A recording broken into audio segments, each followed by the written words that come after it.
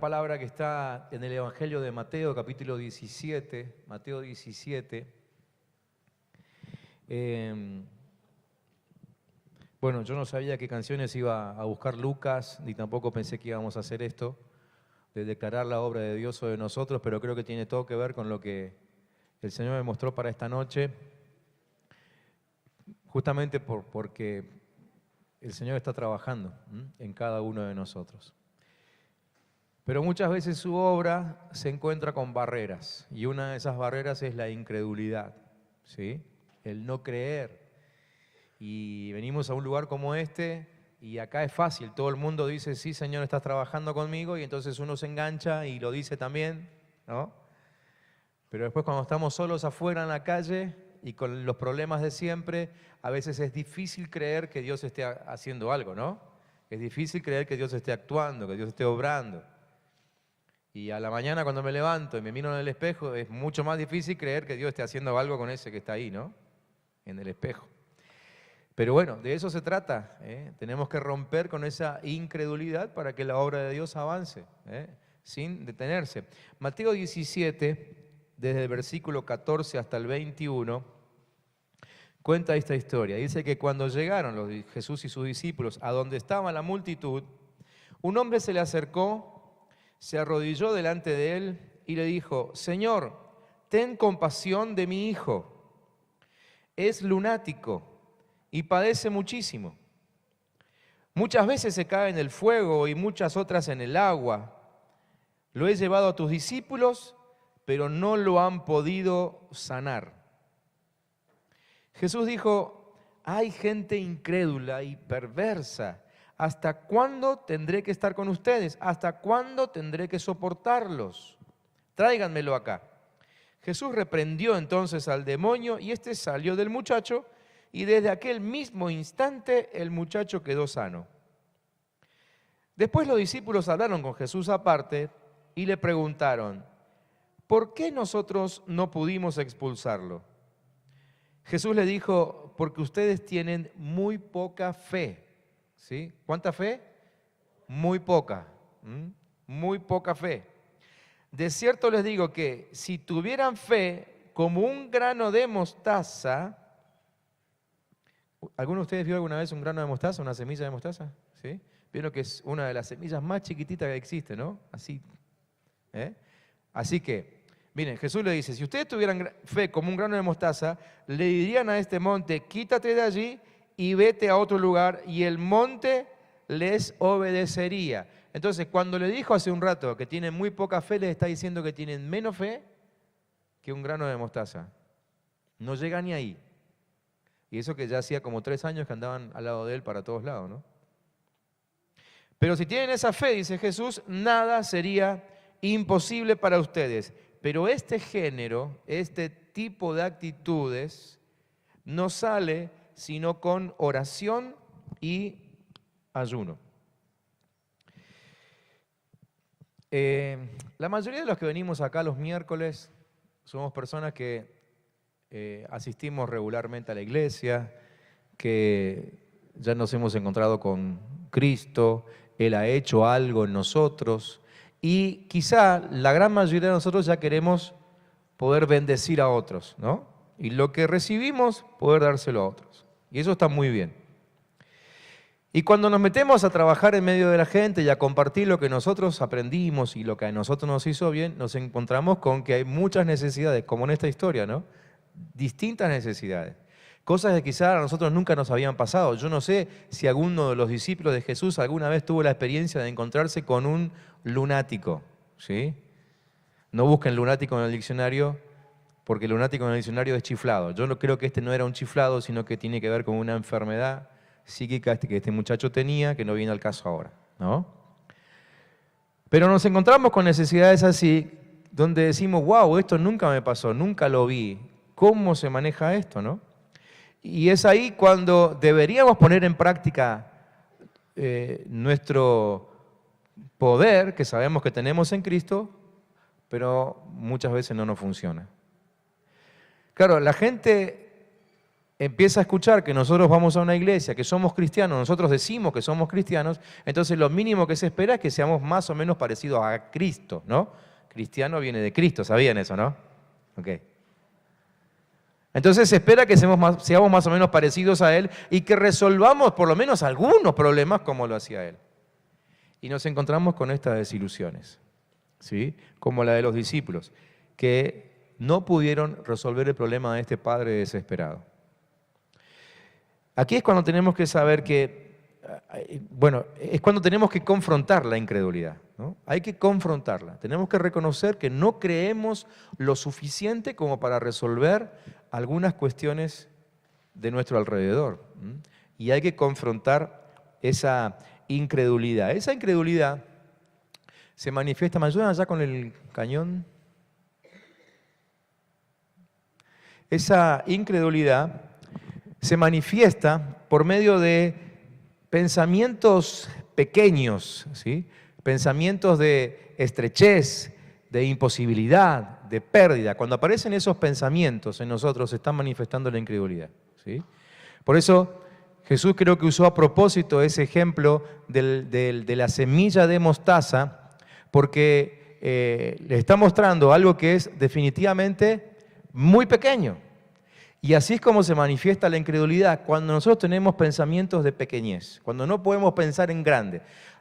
Tengan en cuenta esto, que incredulidad no quiere decir solamente que no creo, porque a veces pensamos que incredulidad es lo contrario de creer, es cierto, pero incredulidad no es solamente el acto de no creer. Incredulidad también es cuando no creo lo suficiente. Cuando digo, y puede ser, y vamos a ver, eso ya es incredulidad, ¿sí?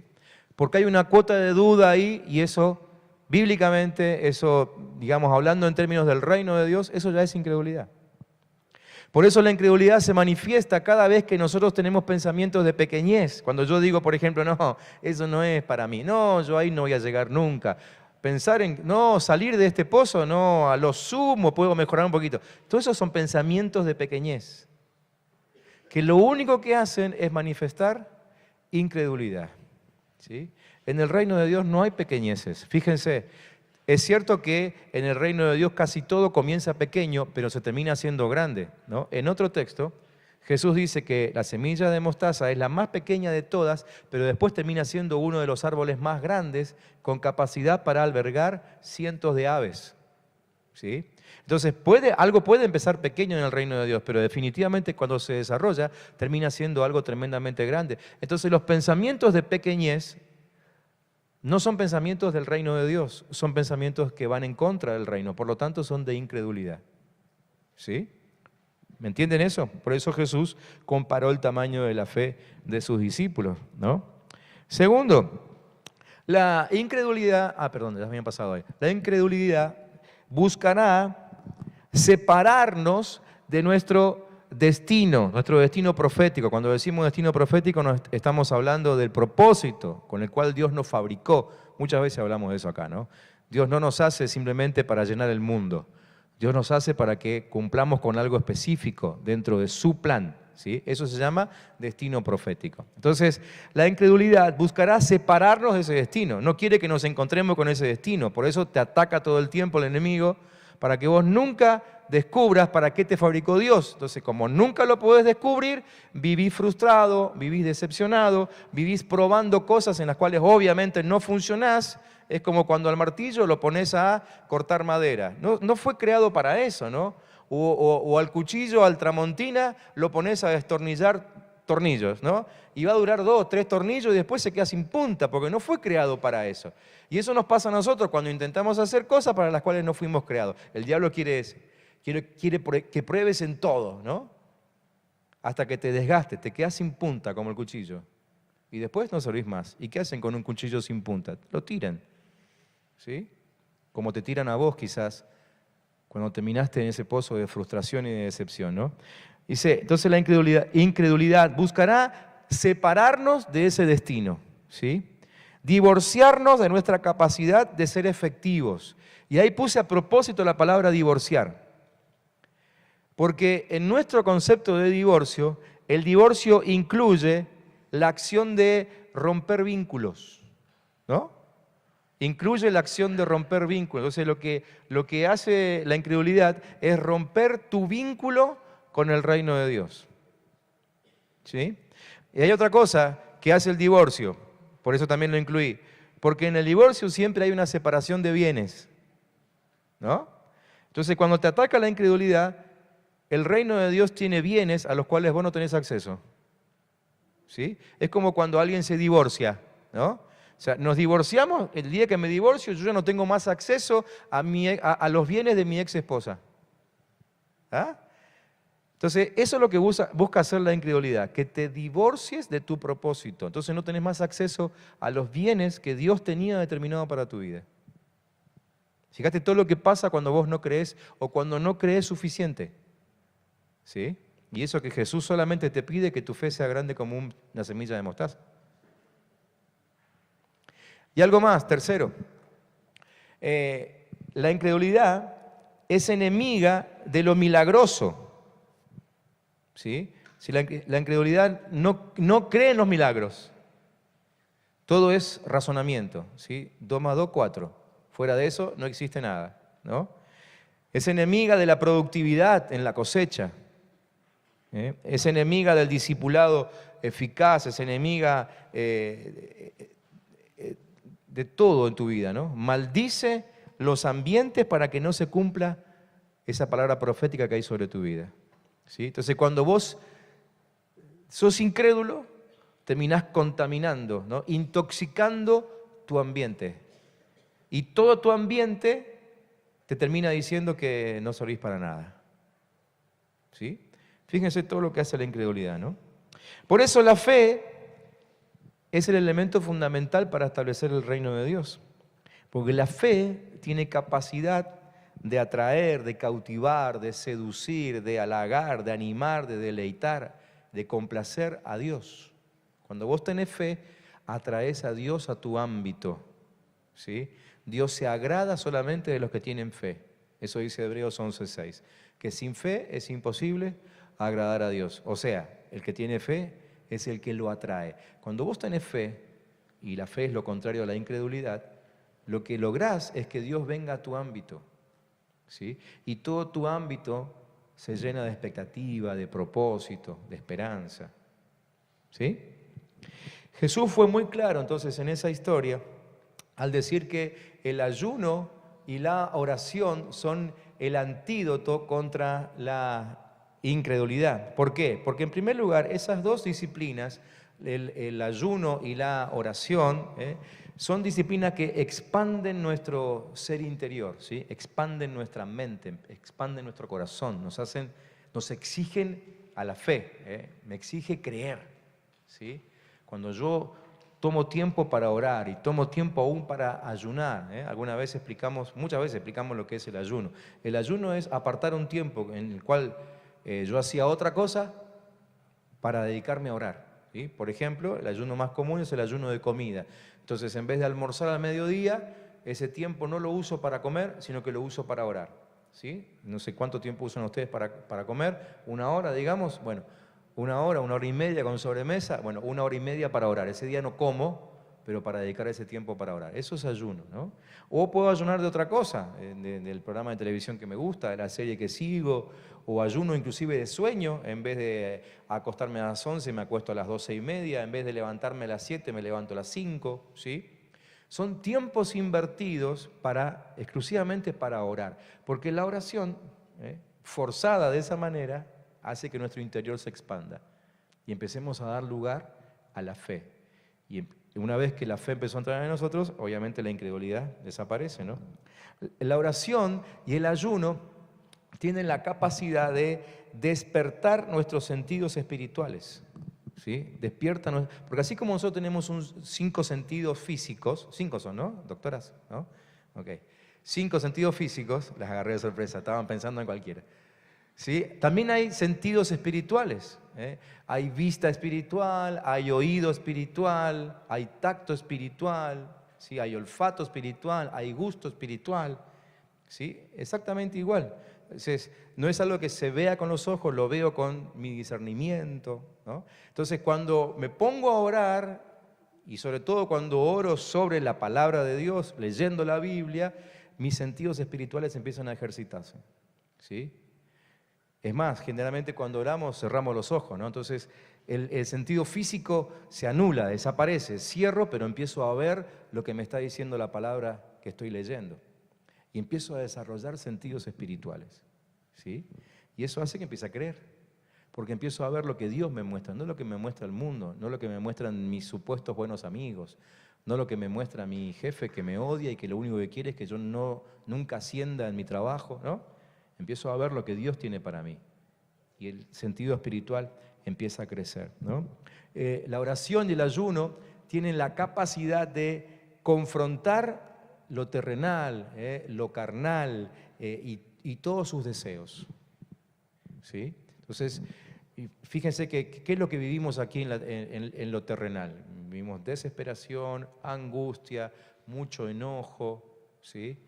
La gente piensa que estamos llegando al fin, que ya no hay esperanza de nada, que no se puede confiar en nada. Eso es lo que te transmite la gente que te rodea. En lo terrenal vivimos y experimentamos eso todo el tiempo, pero cuando yo me encierro a orar y a ayunar, empiezo a recibir lo que se vive en el reino de Dios, que es todo lo opuesto, es todo lo contrario, ¿sí? Así, haciendo esto, es como definitivamente estamos listos para entonces sí enfrentarnos a las multitudes. Fíjense cómo empieza el texto que les leí al principio. Dice, cuando llegaron donde estaba la gente, ¿sí? Ese es un buen objetivo, o sea, llegar a transmitir lo que nosotros creemos a la gente, ese es un excelente objetivo. Pero no podemos llegar ahí sin suficiente fe.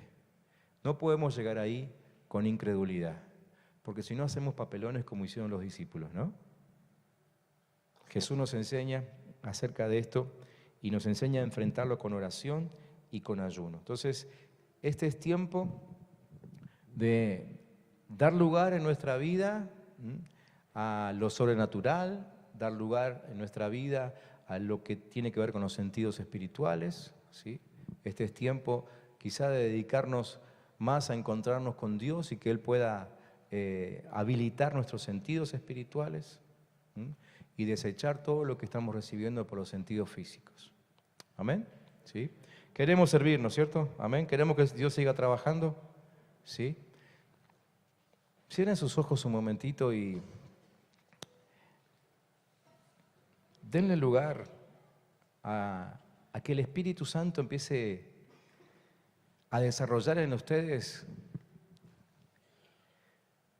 la capacidad de ver en aquello que Dios los quiere usar. Este tiempo está consagrado al Señor y aún le prohibimos al espíritu, a todo espíritu inmundo que meta imágenes extrañas en nuestra cabeza. Pero habilitamos al Espíritu Santo para que empiece a poner en nosotros objetivo, propósito, dirección, visión. Y que el Espíritu Santo nos empiece a mostrar qué es lo que Dios quiere hacer con nosotros. Que empiece a mostrarnos, no digo solamente en este instante, sino a partir de ahora, empiece a mostrarnos actos concretos, lugares concretos, personas concretas a las cuales vamos a servir. Y que a medida que el Espíritu Santo nos vaya mostrando aquellos con quienes Dios quiere que nos encontremos para atenderlos, para servirles, para predicarles, que en nosotros también vaya creciendo y se vaya habilitando esa fe. Aunque hoy tengas una fe solamente tan grande como una semilla de mostaza, pero que a partir de lo que el Espíritu Santo te vaya mostrando, empiece a crecer tu fe. Y después vos puedas empezar a decir, sí Señor, yo lo voy a hacer, yo lo voy a lograr, yo seré un gran siervo, una gran sierva, yo te voy a servir entre mis amigos, mis familiares, voy a llevar tu palabra, voy a ir a orar por los enfermos con poder, voy a restaurar relaciones, ¿sí? Aún esperar que suceda, que cuando llegues a un lugar, el ámbito de ese lugar cambie. en ámbitos donde hay peleas y discusiones, vos puedas llegar ahí y absolutamente todo se detenga. Porque cuando llega uno de nosotros, llega la mismísima presencia de Dios.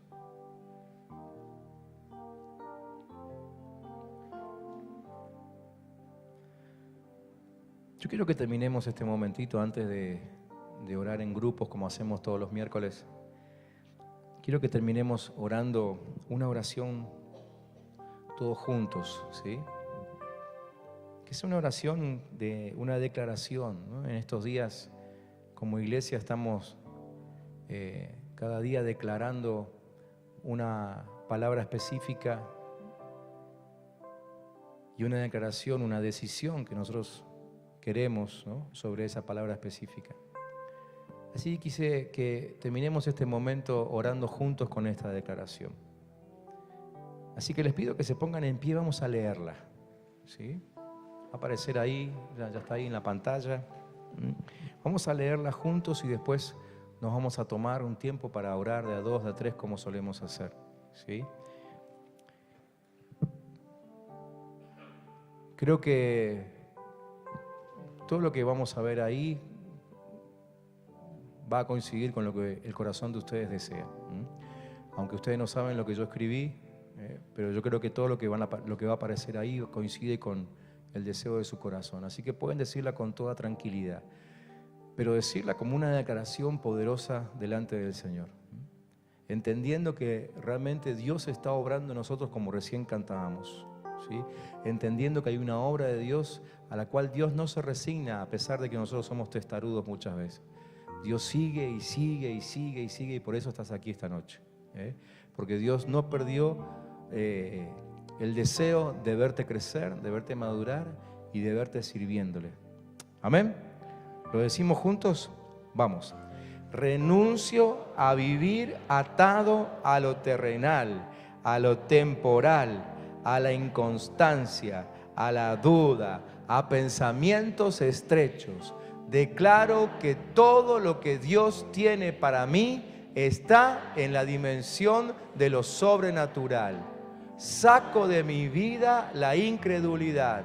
No andaré vagando separado de mi propósito eterno.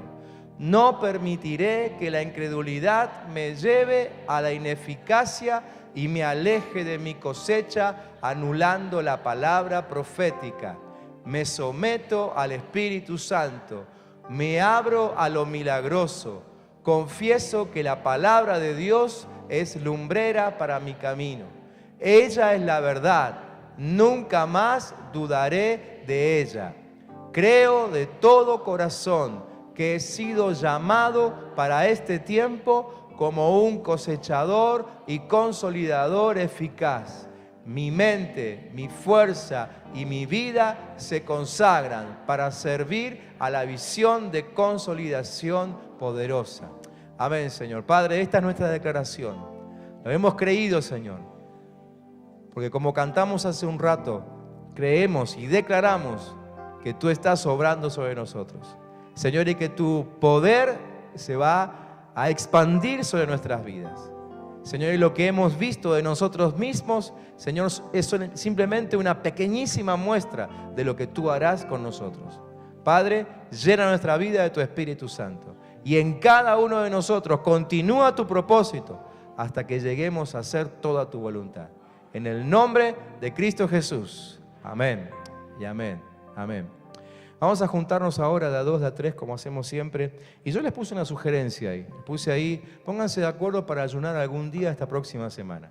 Chárlenlo, fíjense. Vean si pueden, entre los 2, 3, 4 que se van a poner de acuerdo ahí, a ver si pueden encontrar un día, no digo para que se junten, pero quizá cada uno en su casa, pero que puedan tomarse un día de ayuno, ¿sí? Y oración, buscando la voluntad de Dios. Ese día lo que van a hacer es buscar al Señor, buscar su presencia, pedir ser lleno de su gloria, atraer lo sobrenatural, desearlo. Declárense cansados de lo temporal y lo terrenal y esperen algo extraordinario. Amén.